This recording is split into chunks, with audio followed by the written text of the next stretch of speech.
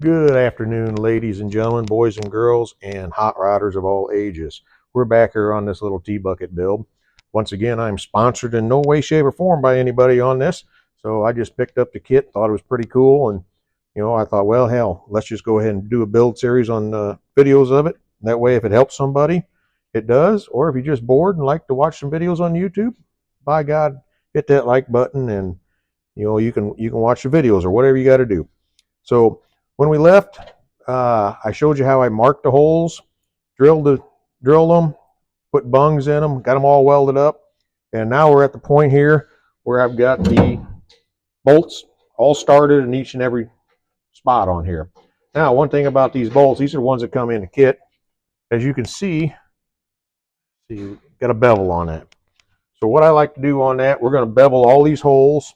I got this little handy dandy kit, and it just so happens that the biggest one is the size we need. Now I'm going to show you how I do this. This is really simple.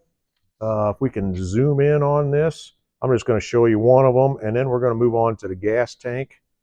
Show you what I found on the gas tank and everything, and how we're going to do that. So on this, remember, this is fiberglass. You don't want to breathe it. Try to have a respirator on if there's a lot. I've got a vacuum. I'm going to drill a hole, and then I'll vacuum the dust up. Now, you only want to go about that depth. You'll be able to tell it right away.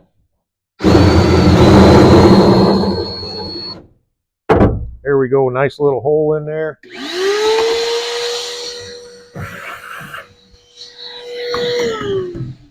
Little vacuum action.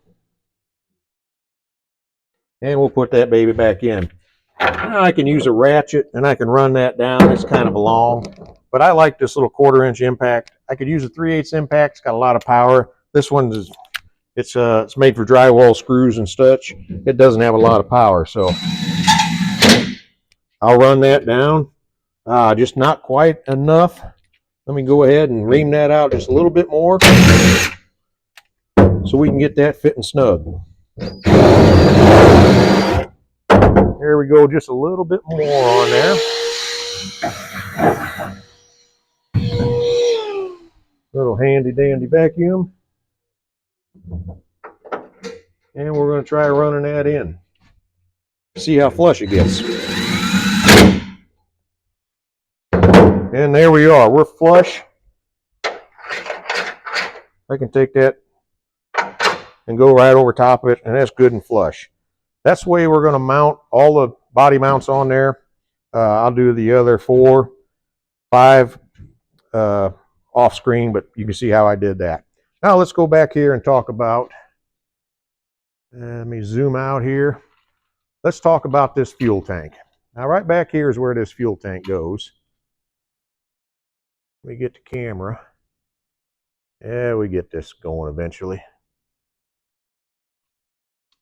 So these are little risers that the company I picked this kit up from sells.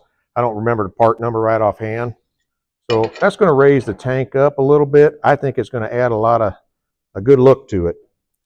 So what we're going to do, we're going to take just a clamp. You can use any kind of clamps. That's what I got. And we're going to put these on here.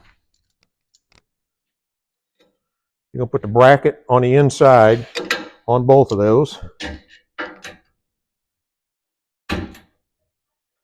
Make them uniform. Now we're going to set the tank on there. We're going to take some measurements, see what looks good.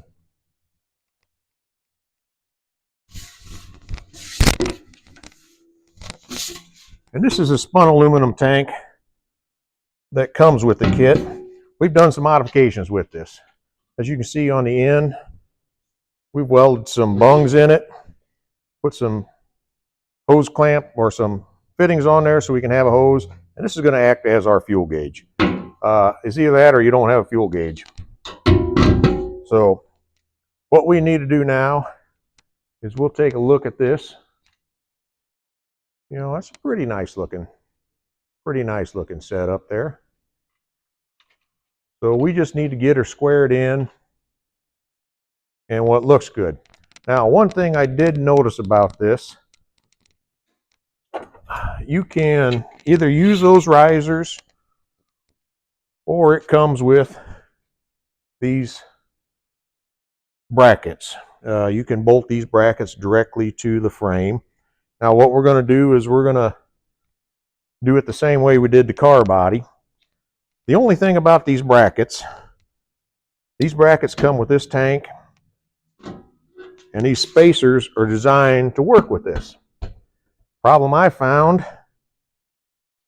is, let me zoom in. You see this hole? Kind of hard to do one-handed. See that hole there and there? Here's our mounting holes here and here. Yeah, they don't match up. So, as you can see, let me drop a bolt into one there.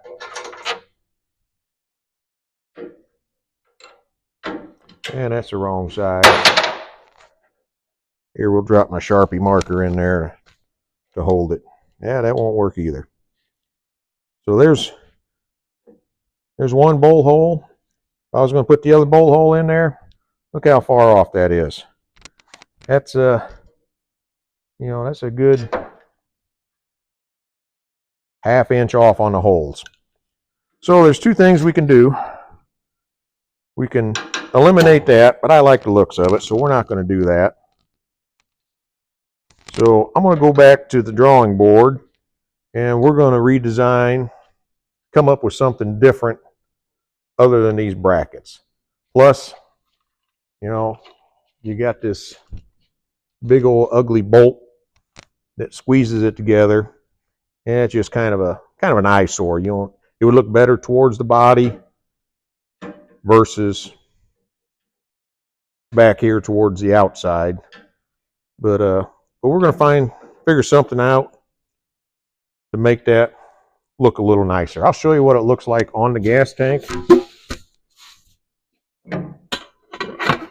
It's not a bad looking mount. It's just not what I would use. So, of course, it goes on there. Let me take this off. That mount goes on there. Tighten this up, and it squeezes. It's not bad, just not something I like. So we're gonna go ahead and we're gonna mount this piece here. We'll drill the holes, put bungs in it, and weld them in. But we'll definitely find a different kind of mount for that, even if we got to make something. I mean, that's part of being a hot rodder and everything, is being able to fabricate and build. So with that being said, let me show you. Once again, they do not have anything that comes with it. Within the manual that they have on building T-buckets, they recommend just drilling and tapping. That would work, but I feel better with one of the inserts like I showed you. We'll go with a smaller insert on this one. We'll go with a 5/16. We'll cut it in half. Once again, this piece of all-thread insert. We'll sandblast it, get the galvanized off, drill a hole, drop her down there, and weld it up. That way you've got, good ½ inch of threads versus 1/8 inch at most. So what we're going to do is we're going to take some measurements. We'll just square it off the back of this, what looks good, and we'll go from there. So right there looks about 1, 2, 3.5 inches from the very back. So we'll mark this one here, and I got to loosen my mount up.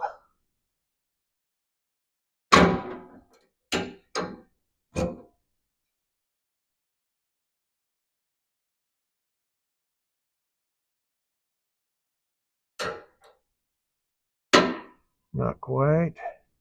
Right there. There we go with 3.5 inches. So that gives it a nice, nice space in between here. Not crowded in the back. It's pretty uniform. So we'll go with that. And